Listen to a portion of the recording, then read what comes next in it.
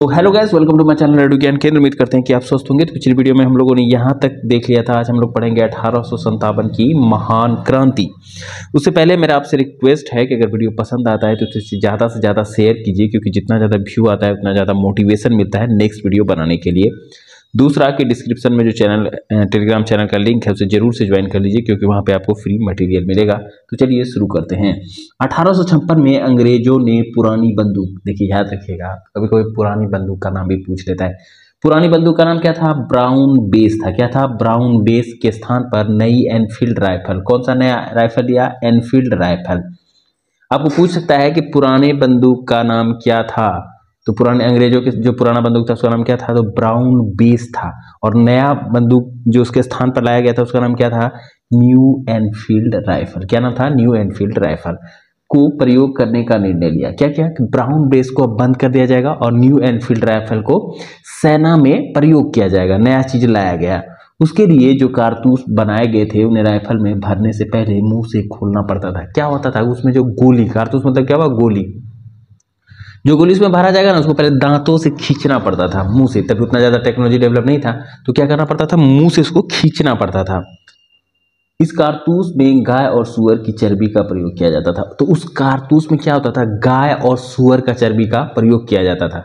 यह चर्बी वाला कारतूस ही 1857 की क्रांति का प्रमुख कारण बना।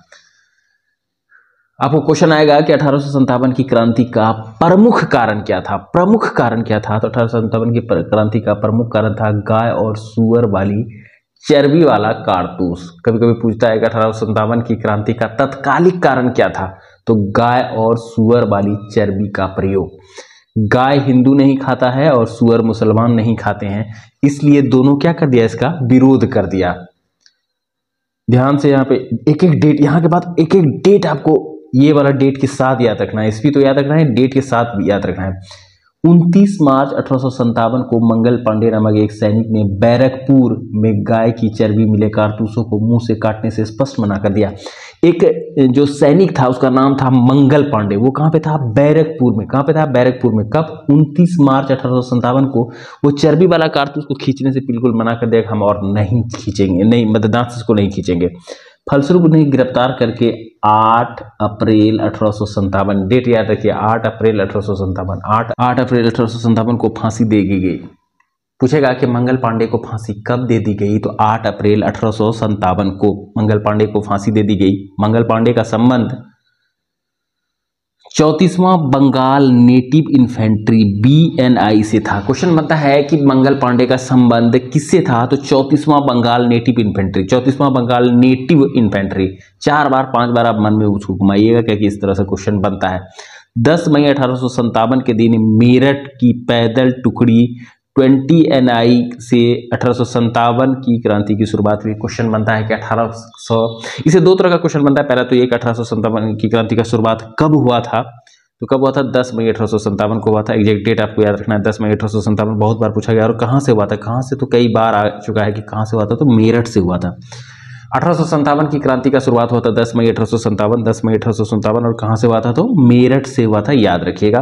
1857 में क्रांति के समय भारत का गवर्नर जनरल कौन था? जब 1857 की क्रांति हुई तो उस समय भारत में गवर्नर जनरल कौन था? तो लॉर्ड कैनिंग था। कौन था? कैनिंग था। और इंग्लैंड की प्रधानमंत्री कौन था? इंग्लैंड में प्रधानमंत्री कौन था? पाल्मस्टीन था, जो कि लिबरल पार्टी से थे। ये भी पूछ सकता है कि किस पार्टी से थे? लिबरल पार्टी से थे। तो याद रखिएगा कि उस समय गवर्नर जनरल कौन था? कैनिंग था। गवर्नर जनरल कौन था? कैनिंग था। और इंग्लैंड में प्रधानमंत्री कौन था? पाल्मस्टीन था। कौन था? पाल्मस्टीन था।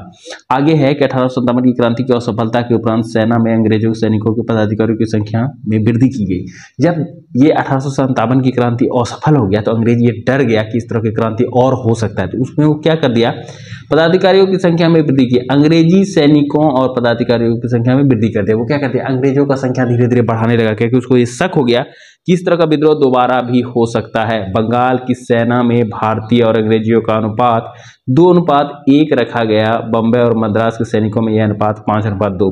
बंगाल में कितना रखा गया? भारतीय अंग्रेज 2 थे, तो अंग्रेजी अनुपात, अंग्रेज सैनिक 1 थे। वहीं पर बंगाल और मद्रास में कितना था? 5 भारतीय थे, 2 अंग्रेज थे, रखा गया। 1857, ये भी एक इंपॉर्टेंट क्वेश्चन है, ये भी इंपॉर्टेंट है कि 1857 के मामले की जांच हेतु पील कमीशन नियुक्त किया गया।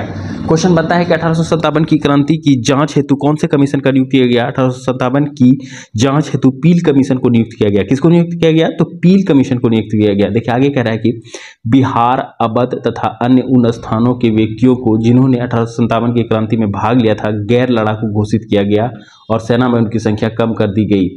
क्या हुआ? देखिए जो ऐसा व्यक्ति जो सेना में मतलब जो 1857 के क्रांति में ज़्यादा भाग गया था, ज़्यादा सक्रिय था, अंग्रेज उसको चुन चुन के क्या कर दिया? गैर लड़ाकू घोषित कर दिया गया। उसको मोरली नीचे करना चाहा, उसको दमन करना चाहा ताकि वो दोबारा क्या करे? इस तरह का घटना का अंजाम नहीं दे, ताकि फिर से अंग्रेजों को इस तरह का घटना हो और अंग्रेज डर जाएं। तो क्या कर दिया? चुन चुन के जो सब योद्धा था ना, जो वीर था, उसको क्या कर दिया? और लड़ाकू घोषित कर दिया। उसमें कौन सा स्थान था तो पूछेगा, तो आप कहिएगा कि बिहार था, अवध था, अन्य स्थानों के व्यक्ति थे। बिहार, अवध मेन था। सेना में उसकी संख्या कम कर दी। सिख, ये क्वेश्चन बनता है कि 1857 की क्रांति में किन समुदायों ने अंग्रेजों का साथ दिया था? तो सिख समुदाय ने दिया था, गोरखा दिया था और पठानों ने दिया था। किसने नहीं दिया था?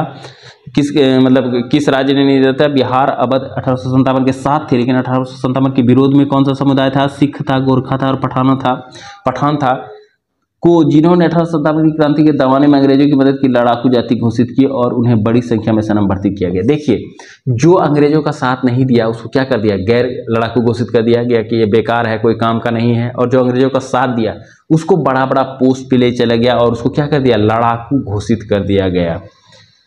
हुरोज ने लक्ष्मीबाई की वीरता से प्रभावित होकर कहा था कि इस क्रांतिकारियों में वह एक अकेली मर्द है। हुरोज ने क्या कहा था? कि क्रांतिकारियों में वह अकेली मर्द है। ये क्वेश्चन TRE 2 का बना हुआ है कि किसके लिए हुरोज ने ये शब्द कहा था। हो सकता है कि इस बार आ जाए कि वह क्रांतिकारियों में लक्ष्मीबाई के लिए किसने ये कहा था कि क्रांतिकारियों में वह अकेली मर्द है। ये किसके वचन हैं?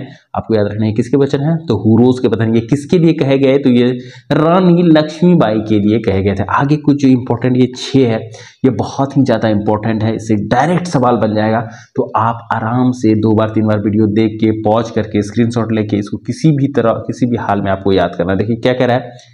यह भारत का प्रथम स्वतंत्रता संग्राम था। बहुत इंपॉर्टेंट है, कई बार आ चुका है। ये भारत का प्रथम स्वतंत्रता संग्राम किसने कहा था? BD सावरकर। ये किसके बारे में बात हो रहा है?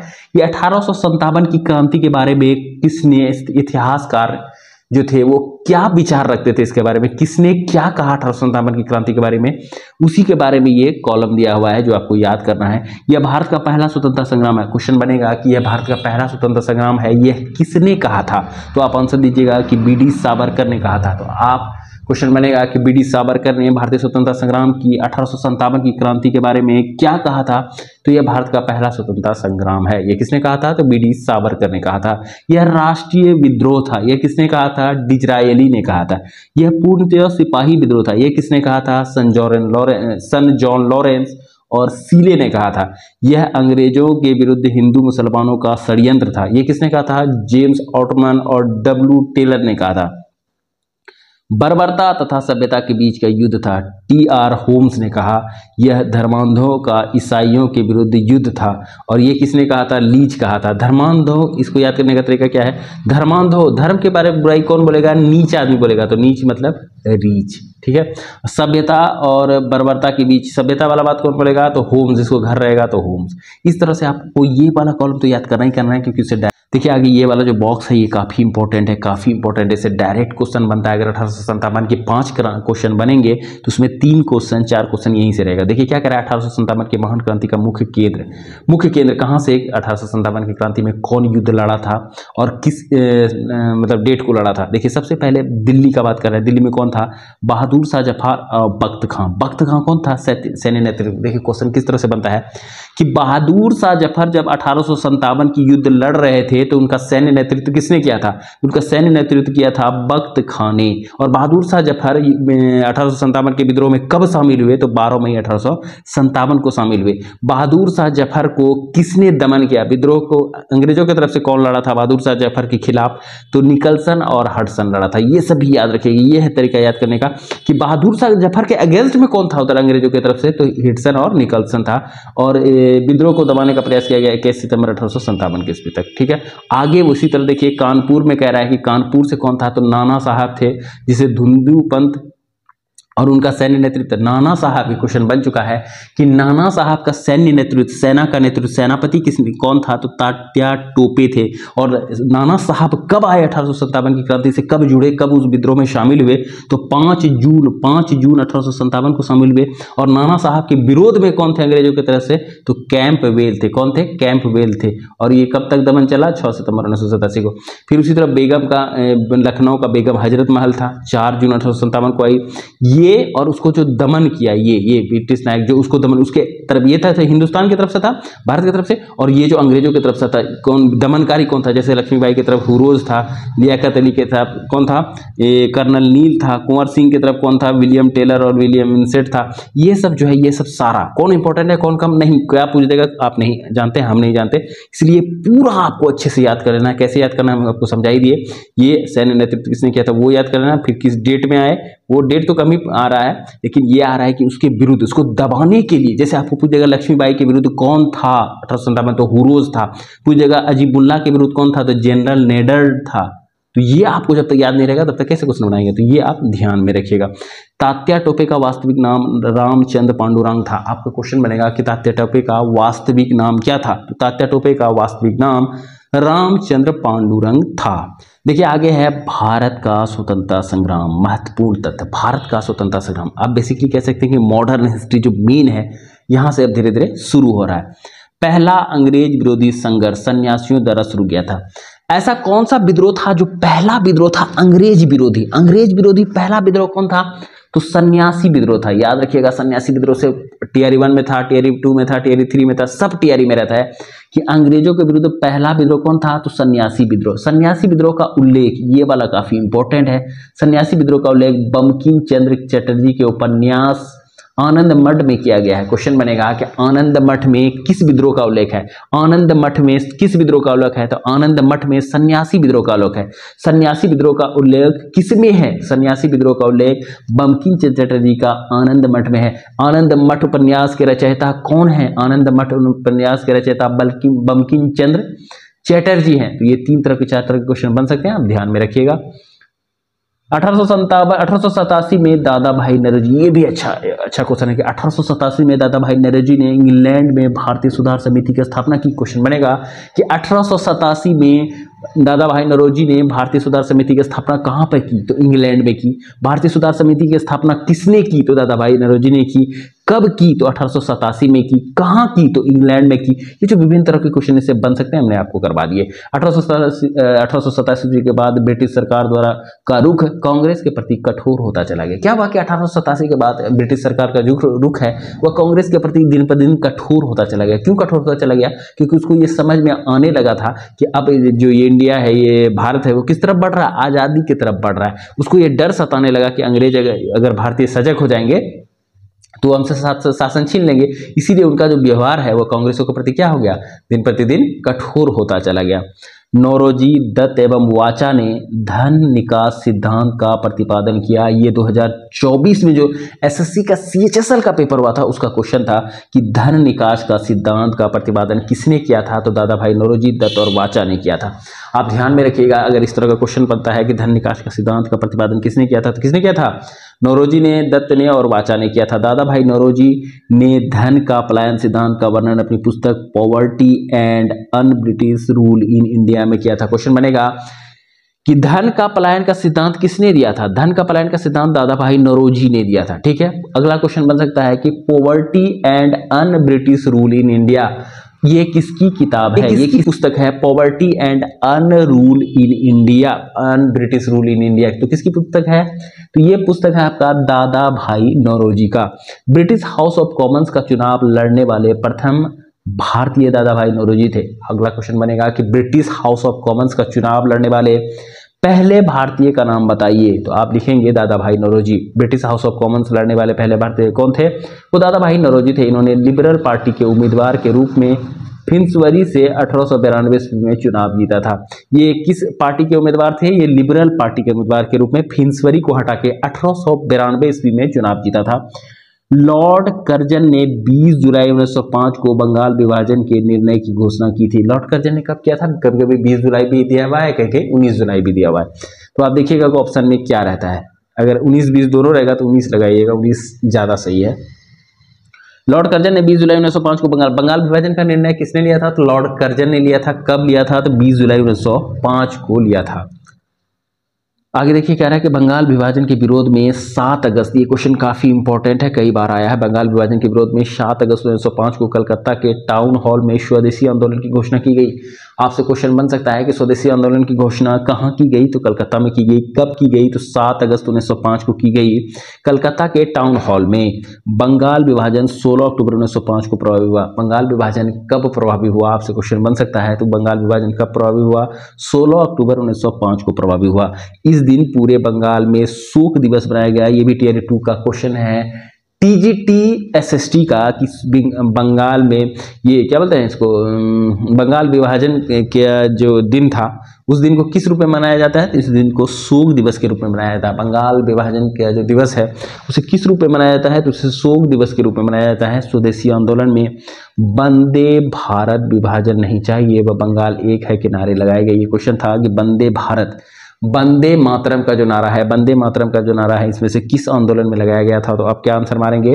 स्वदेशी आंदोलन में लगाया गया था। क्वेश्चन आता है कि वंदे मातरम के नारे या विभाजन नहीं चाहिए, बंगाल एक है, ये सब जो नारे हैं ये किस आंदोलन से संबंधित हैं? तो ये किस आंदोलन से संबंधित है? तो स्वदेशी आंदोलन से संबंधित है, जिसका आगाज 7 अगस्त 1905 को कलकत्ता के टाउन हॉल में किया गया था। आप ऐसे वीडियो को पॉज करके धीरे धीरे मन में बैठाते जाइएगा, ये सब क्वेश्चन एग्जाम में रहेगा, आप देख लीजिएगा। एक स्वदेशी आंदोलन का विचार सर्वप्रथम कृष्ण कुमार मित्र के पत्र संजीवनी में 1905 में प्रस्तुत किया गया था। कह रहा है कि स्वदेशी आंदोलन का जो विचार है वो सर्वप्रथम कहाँ प्रस्तुत किया गया था? तो कृष्ण कुमार मित्र के पत्र संजीवनी। पहला क्वेश्चन तो यही बन जाएगा, संजीवनी के संपादक कौन थे? तो कृष्ण कुमार मित्र थे। कौन थे? कृष्ण कुमार। संजीवनी के कृष्ण कुमार का कि बुक भी टीआरई में पूछा जा रहा है, इसलिए ये सभी आप ध्यान रखिए कि संजीवनी के संपादक कौन थे? तो कृष्ण कुमार मित्र थे। आंध्र के डेल्टा इलाकों में स्वदेशी आंदोलन को वंदे भारत आंदोलन के नाम से भी जाना गया। आपको पूछा जाएगा कि वंदे भारत आंदोलन के नाम से कौन सा जाना जाता है? तो स्वदेशी आंदोलन आंध्र के डेल्टा इलाकों में किस आंदोलन के नाम से जाना जाता है? वंदे भारत आंदोलन के नाम से जाना जाता है। स्वदेशी आंदोलन को वंदे भारत आंदोलन के नाम से भी जाना जाता है। स्वदेशी आंदोलन को किस नाम से भी जाना जाता है? तो वंदे भारत आंदोलन के नाम से भी जाना जाता है, आप याद रखिएगा। आगे कह रहा है कि 1906 में कलकत्ता में हुए कांग्रेस अधिवेशन की अध्यक्षता करते हुए दादा भाई नौरोजी ने पहली बार स्वराज की मांग प्रस्तुत की थी। पहली बार क्वेश्चन बनेगा कि पहली बार स्वराज की मांग कब प्रस्तुत की गई? तो 1906 में कांग्रेस के 1906 के कलकत्ता अधिवेशन में प्रस्तुत की गई। अध्यक्षता किसने की थी जब स्वराज की मांग की गई थी? तो इसकी अध्यक्षता कौन किया था? दादा भाई नौरोजी ने किया था। ठीक है, और पहली बार स्वराज का मांग उठाया था दादा भाई नौरोजी ने कब? 1906 में कलकत्ता के कांग्रेस के कलकत्ता अधिवेशन में। स्वदेशी आंदोलन चलाने के तरीकों को लेकर कांग्रेस 1907 में कि कांग्रेस के 1907 अधिवेशन में उग्रवादी गर्म दल और उदारवादी नरम दल नामक 2 दलों में विभाजित हो गया। स्वदेशी आंदोलन को चलाने के लेकर दोनों में मतभेद हो गया, कांग्रेस में मतभेद हो गया। इसके बाद कांग्रेस में फूट आ गया और कांग्रेस क्या हो गया? 2 पक्षों में डिवाइड हो गया। पहला पक्ष गर्म दल और दूसरा पक्ष नरम दल। गर्म दल को उग्रवादी और नरम दल को उदारवादी कहा जाने लगा। इस सम्मेलन की अध्यक्षता राजबिहारी बोस ने की थी। आपसे पूछा जाएगा कि 1907 में कांग्रेस में विभाजन हुआ था, उसमें कांग्रेस की अध्यक्षता किसने की थी? तो राजबिहारी बोस ने की थी। इस तरह का क्वेश्चन आता है, ध्यान में रखिएगा। 1907 में जब कांग्रेस में दरार पड़ा, जो कांग्रेस में फूट पड़ी, तो उस समय उसके अध्यक्ष कौन थे? तो उसके समय उसके अध्यक्ष कौन थे? राजबिहारी बोस थे। स्वदेशी आंदोलन आगे है। स्वदेशी आंदोलन से अक्सर कहीं रविन्द्रनाथ ठाकुर ने अपना प्रसिद्ध गीत अमर सोनार बंगला लिखा था। बाकी यही गीत बांग्लादेश का राष्ट्रीय गीत बना। तो सुनाया था टियर 2 में या टियर 1 में शायद था कि बंगाल का राष्ट्रीय गीत कौन सा बना? तो अमर सोनार बंगला बना। क्वेश्चन बनेगा कि अमर सोनार बंगला किसने गाया था या किसकी प्रसिद्ध गीत है? तो ये रविन्द्रनाथ ठाकुर की प्रसिद्ध गीत है। बाल गंगाधर तिलक पहले कांग्रेसी नेता थे जिन्होंने देश के लिए कई बार जेल गए। सबसे ज्यादा बार जेल कौन गया? बाल गंगाधर तिलक गया। ठीक है, कांग्रेसी नेता। 1897 में राजद्रोह के आरोप में 18 माह की कारावास हुई, 18 माह का कारावास हुआ। फिर 1908 में राजद्रोह के आरोप में 6 वर्ष का कारावास हुआ। देखिए यहाँ पर बताया गया कि मंडले जेल। उससे पूछा जाता है कि बाल गंगाधर तिलक को किस जेल में रखा गया था 1908 से 1914 के बीच में? तो मंडले जेल। ऐसा पूछे कि मंडले जेल से कौन से क्रांतिकारी का संबंध है? तो बाल गंगाधर तिलक का संबंध है। प्लेग के समय जातियों से प्रभावित होकर पुणे के चापेकर बंधु दामोदर एवं बालकृष्ण ने प्लेग अधिकारी रैंड एंड एस्टर्स की हत्या कर दी थी। ये क्वेश्चन आपका टियर 3 जो कैंसिल हुआ उसमें था कि एस्टर्स की हत्या किसने की थी? हत्या वाला, बम फेंकने वाला, ये सब जितना हम पढ़ाएंगे ना उसको आप स्क्रीनशॉट ले लीजिए, चार्ट के घोट के खा लीजिए। इस तरह का क्वेश्चन डायरेक्ट आपको कमेंट पेपर में मिल जाएगा। देखिए क्या कह रहा है? प्लेग के समय की जातियों से प्रभावित होकर, प्लेग जब फैला तो अंग्रेज उसमें काफी ज्यादा करने लगा। उससे परेशान होकर थक कर चापेकर बंधु, कौन बंधु? चापेकर बंधु कौन थे? दामोदर एवं बालकृष्ण। दामोदर एवं बालकृष्ण ने क्या कर दिया? प्लेग अधिकारी रैंड एंड एस्टर्स की हत्या कर दी। क्वेश्चन बनेगा रैंड एंड एस्टर्स की हत्या किसने की? तो चापेकर बंधु ने की। रैंड और एस्टर्स की हत्या किसने की? तो दामोदर एवं बालकृष्ण ने की। ध्यान रखिएगा। अगला है कि बंगाल में क्रांतिकारी विचारधारा को वारिंद्र कुमार घोष एवं भूपेंद्र नाथ दत्त ने फैलाया। क्वेश्चन बनेगा कि बंगाल में क्रांतिकारी विचारधारा को फैलाने में किनका योगदान सबसे ज्यादा है? तो आप देंगे कि वारिंद्र कुमार घोष और भूपेंद्र नाथ दत्त का है। 1905 में वारिंद्र कुमार घोष ने भवानी मंदिर नामक पुस्तिका लिखी। क्वेश्चन बनेगा कि भवानी मंदिर पुस्तिका का प्रकाशन कब हुआ? तो 1905 में हुआ। और किसने किया? तो वारिंद्र कुमार घोष ने किया था। जिसमें क्रांतिकारी कार्यों के संगठित करने के लिए केंद्र बनाने के लिए जानकारी दी गई। क्रांतिकारी संगठन के बारे में बात हुआ था 1906 में। इन दोनों ने मिलकर युगांतर नामक समाचार पत्र का प्रकाशन किया था। कई बार क्वेश्चन आ गया है कि युगांतर नामक समाचार पत्र का प्रकाशन किसने किया था या किसने लिखा था, तो वारिंद्र कुमार घोष और भूपेंद्र नाथ। युगांतर से कौन संबंधित है, टिक लगाने आ जाता है, युगांतर से कौन संबंधित है, तो वारिंद्र कुमार घोष और भूपेंद्र नाथ दत्त युगांतर से संबंधित हैं। देखिए ये वाला जो बॉक्स है ये वाला काफ़ी इंपॉर्टेंट है, ध्यान से देखिए। ये तो पहले आपको ये ईस्वी याद रखना है कि 1893 का ईस्वी एक महत्वपूर्ण परिवर्तन बिंदु, एक बहुत बड़ा परिवर्तन बिंदु है। क्या देखिए 1893 ईस्वी में स्वामी विवेकानंद, कई बार स्वामी विवेकानंद से तैयारी में क्वेश्चन बना है, अमेरिका के शिकागो नगर पहुंचे। स्वामी विवेकानंद कहाँ पहुंचे, ये अमेरिका के शिकागो नगर पहुंचे। सितंबर 1893 ईस्वी में वहां पर हो रहे सर्वधर्म सम्मेलन में पहले ही दिन उन्हें 2 मिनट बोलने का समय दिया गया।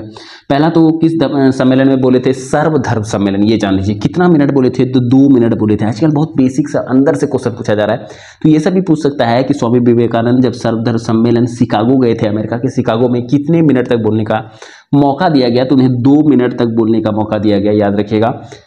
जैसे ही उन्होंने अपने वक्तव्य का संबोधन अमेरिका के भाइयों एवं बहनों के साथ शुरू किया, तालियों की गड़गड़ाहट न केवल उन्हें बल्कि भारत के विश्व का सर्वोच्च देशों में लाकर खड़ा कर दिया था, तो उन्हें तूफानी हिंदू कहा जाने लगा। क्वेश्चन कई बार बना है कि तूफानी हिंदू किन्हें कहा जाता है, तो तूफानी हिंदू स्वामी विवेकानंद को कहा जाता है। स्वामी विवेकानंद ने कहाँ पर अपना भाषण दिया था, प्रभावपूर्ण भाषण दिया था, तो अमेरिका के शिकागो में अपना प्रभावपूर्ण भाषण दिया था। कब दिया था, तो 1893 ईस्वी में दिया था, और उन्हें तूफानी हिंदू के रूप में भी जाना जाता है। आगे है कि 1893 ईस्वी में 14 वर्ष बाद योगीराज अरविंद घोष की भारत भूमि पर वापसी हुई। भारत भूमि पर अरविंद घोष की वापसी कब हुई, तो 1893 ईस्वी में हुई, याद रखिएगा। 1893 ईस्वी में उन्हें एक लेख माला न्यू लैंप फॉर ओल्ड प्रकाशित किया गया। अभी जो 2024 अभी रिसेंट एक महीने पहले, दिसंबर, एक महीने नहीं 15 दिन पहले जो ये हुआ था ना, बीपीएससी का मेन बीपीएससी का एग्जाम हुआ था, उसमें पूछा गया था कि न्यू लैंप फॉर ओल्ड का प्रकाशन किसने किया था, किसने लिखा था, तो किसने लिखा था, अरविंद घोष, योगीराज अरविंद घोष। योगीराज किसको कहा जाता है, तो अरविंद घोष को कहा जाता है। देखिए अगला क्या कह रहा है, 16 नवंबर 1893 को एनी बेसेंट भारत आई। एनी बेसेंट भारत कब पहुंची, तो 1893 को आई। वे वाराणसी शहर में रहने लगी। वो कहाँ रहने लगी, वाराणसी शहर में रहने लगी। उन्होंने भारतीयों से कहा कि मैं हृदय से तुम्हारे साथ हूँ और संस्कृति से भी तुम लोगों में से एक हूँ। क्वेश्चन बन सकता है कि ये जो कथन दे देगा कि मैं हृदय से तुम्हारे साथ हूँ और संस्कृति से भी मैं तुम्ही लोगों में से एक हूँ, ये किनका कथन है, तो आपको याद रखना है कि किनका कथन है, एनी बेसेंट का कथन है, जो कि 1893 ईस्वी में कहाँ आई थी, तो भारत आई थी, और कहाँ रहने लगी, तो वाराणसी में रहने लगी। 1893 ईस्वी में महात्मा गांधी अब्दुल्ला सेठ नामक व्यापारी के मुकदमे में दक्षिण अफ्रीका गए। दक्षिण अफ्रीका महात्मा गांधी जी कब गए, तो 1893 ईस्वी में किस मुकदमा के कारण गए थे, तो अब्दुल्ला सेठ नामक एक व्यापारी के मुकदमा के लिए वो गए थे। आगे कह रहा है कि क्रांतिकारी गतिविधियों की दृष्टि से भी 1893 का वर्ष महत्वपूर्ण है। नासिक में चापेकर बंधुओं ने एक गुप्त संस्था society for the removal of obstacles to the Hindu religion स्थापित की थी। किसने स्थापित किया था, तो चापेकर बंधु ने किया था। तो आप देखिए कि 1893 ईस्वी में कितना महत्वपूर्ण घटना हुआ। तो जो भी ये दूसरे में बॉक्स में रहेगा ना, उसको आराम से आपको 2 से 4 बार पढ़ लेना है। आगे देखिए क्या कह रहा है कि बंगाल में पी मित्रा ने अनुशीलन समिति का गठन किया। क्वेश्चन बनता है कि अनुशीलन समिति का गठन बंगाल में किसने किया, तो पी मित्रा ने किया। अनुशीलन समिति का गठन बंगाल में किसने किया, तो पी मित्रा ने किया, जिसका उद्देश्य था कि खून का बदला खून। अनुशीलन समिति का उद्देश्य क्या था, खून का बदला खून। अनुशीलन समिति की 500 शाखाएं खोली गई। अनुशीलन समिति ने हेमचंद्र दास कानूनगो को पेरिस भेजा, जिसने रूसी क्रांतिकारी निकोलस फ्रांसिस्की से बम बनाना सीखा। कहाँ पे भेजा गया, उसको भेजा गया पेरिस, जहां से वो क्या सीखा, बम बनाना सीखा। देखिए आगे है कि महाराष्ट्र में विनायक दामोदर सावरकर ने 1904 में अभिनव भारत नामक संस्था का स्थापित किया था। कहाँ गया विनायक दामोदर सावरकर, कब किया था, 1904 में क्या किया था? अभिनव भारत। क्वेश्चन बनता है अभिनव भारत की स्थापना किसने की थी? तो विनोद दामोदर सावरकर, विनायक दामोदर सावरकर ने की थी। ठीक है, कहाँ पे की थी? तो महाराष्ट्र में की थी। अभिनव भारत का स्थापना किसने किया था? याद रखिएगा, विनायक दामोदर सावरकर ने। कब किया था? 1904 में किया था। और कहाँ पे किया था? तो महाराष्ट्र में किया था। महाराष्ट्र में विनायक दामोदर सावरकर ने 1904 ईस्वी में अभिनव भारत नामक संस्था का स्थापित किया। अभिनव भारत संगठन के सदस्य पीएन वापट बम बनाने की कला सीखने के लिए पेरिस गए। ये भी बम बनाने के लिए कहा गया? पेरिस गए। लेकिन ये आपको याद रखना है कि अभिनव भारत का स्थापना किसने किया था? तो विनायक दामोदर सावरकर ने किया था। कब किया था? 1904 में किया था। कहाँ पे किया था? तो महाराष्ट्र में किया था। महाराष्ट्र में क्रांतिकारी आंदोलन उभारने का श्रेय तिलक के पत्र केसरी को जाता है, जो कि मराठी में था। क्वेश्चन बनता है कि केसरी किस भाषा में प्रकाशित किया गया था? तो केसरी मराठी भाषा में प्रसारित किया गया था। केसरी के संपादन का संपादक कौन थे? तो तिलक थे, बाल गंगाधर तिलक थे। और महाराष्ट्र में क्रांतिकारी गतिविधियों को बढ़ाने में, उभारने में, आगे ले जाने में केसरी का बहुत बड़ा योगदान था। और केसरी किस भाषा में थी? मराठी भाषा में थी, याद रखिएगा। तिलक ने 1893 ईस्वी में गणपति एवं 1895 ईस्वी में शिवाजी उत्सव मनाना प्रारंभ किया। अभी हम एक प्रैक्टिस सेट देख रहे थे जिसमें यही क्वेश्चन था कि गणपति और शिवाजी उत्सव मनाने का श्रेय किसको जाता है? तो बाल गंगाधर तिलक को जाता है, याद रखिएगा। और गणपति कब मनाना शुरू हुआ था? 1893 में। और 1895 में शिवाजी का उत्सव मनाना शुरू किया था, जिसका श्रेय तिलक को जाता है। आगे कह रहा है कि वैलेंटाइन सिराले ने बाल गंगाधर तिलक को भारतीय असंतोष का जनक कहा था। क्वेश्चन बनता है कि पहला क्वेश्चन तो ये बनता है कि भारतीय असंतोष का जनक किसे कहा जाता है? तो आप याद रखिएगा, भारतीय असंतोष का जनक कहा जाता है बाल गंगाधर तिलक को भारतीय असंतोष का जनक कहा जाता है। अगला क्वेश्चन बनेगा कि किसने बाल गंगाधर तिलक को भारतीय असंतोष का जनक कहा था? तो वैलेंटाइन सिराले। किसने कहा था? वैलेंटाइन सिराले ने कहा था कि ये भारतीय असंतोष का जनक है। कौन? बाल गंगाधर तिलक। महाराष्ट्र में से महत्वपूर्ण क्रांतिकारी पत्र काल का संपादन परांजपे ने किया। काल एक बहुत महत्वपूर्ण जो ये है समाचार पत्र, क्रांतिकारी पत्र है काल, उसका संपादन किसने किया था? परांजपे। ये बुक वाला सब पत्रिका वाला सब काफी क्वेश्चन आता है, इसको ध्यान से देखिएगा कि काल को कौन किया था? परांजपे किया था। काल को कौन किया था? परांजपे किया था। देखिए आगे बहुत बढ़िया क्वेश्चन है कि प्रफुल्ल चाकी, क्वेश्चन में टिक लगा दीजिए। प्रफुल्ल चाकी और खुदीराम बोस ने 30 अप्रैल 1908 को मुजफ्फरपुर में जज किंग्सफोर्ड की हत्या का प्रयत्न किया। क्वेश्चन पूछेगा कि जज किंग्सफोर्ड की हत्या का प्रयत्न किसने किया था? तो प्रफुल्ल चाकी और खुदीराम बोस ने किया था। कब किया था? तो 30 अप्रैल 1908 को किया था। कब किया था? 30 अप्रैल 1908 को किया था। किंग्सफोर्ड की हत्या का प्रयत्न कहां पे किया गया था? तो मुजफ्फरपुर में किया गया था। 17 का क्वेश्चन बन सकता है, आप तैयार रहिए। गलती से बम केनेडी की गाड़ी पर जा गिरा। गलती से बम किसी गाड़ी पर जा गिरा? केनेडी की गाड़ी पर जा गिरा, जिसमें 2 महिलाओं प्रिंगले की पत्नी एवं बेटी की मृत्यु हो गई। चाकी ने आत्महत्या कर ली और खुदीराम बोस को 18 वर्ष की अवस्था में 11 अगस्त 1908 को फांसी दे गया था। इस घटना के बाद क्या हुआ कि गलती से बम गिर गया, प्रिंगले की पत्नी और बेटी मर गई। उसके बाद इस घटना से इतने डर गए प्रफुल्ल चाकी ने क्या कर लिया? आत्महत्या कर लिया। उन्हें लगा कि अगर हम आत्महत्या नहीं करेंगे, पुलिस पकड़ लेगा, मतलब अंग्रेज पकड़ लेगा तो तरह तरह की बातें उनसे गुलवाएंगे, उससे अच्छा उन्होंने क्या कर लिया? आत्महत्या कर लिया। वहीं खुदीराम बोस क्या किया? लगभग 18 वर्ष में, कहा जाता है कि सबसे कम उम्र का कोई व्यक्ति जो देश के लिए शहीद हो गए, सबसे कम उम्र के वीर जिन्होंने अपनी जान अपनी भारत माता को समर्पित कर दिया था, वो कौन थे? खुदीराम बोस थे, जो 18 वर्ष की अवस्था में अपनी जान अपने देश के लिए दे दिया। और अभी 18 वर्ष का बच्चा जो है रील्स बना के अपना जीवन बिता रहा है। तो यही था पहले का जमाना और आज का जमाना। देखिए 18 वर्ष की अवस्था में खुदीराम बोस को कब फांसी दिया गया? तो 11 अगस्त 1908 को फांसी दे दी गई। याद रखिएगा कि खुदीराम बोस को कब फांसी दे दी गई? तो 11 अगस्त 1908 को खुदीराम बोस को फांसी दे दी गई। अगला बात देखिए क्या कह रहा है, खुदीराम बोस बंगाल के क्रांतिकारियों के युगांतर दल के सक्रिय सदस्य थे।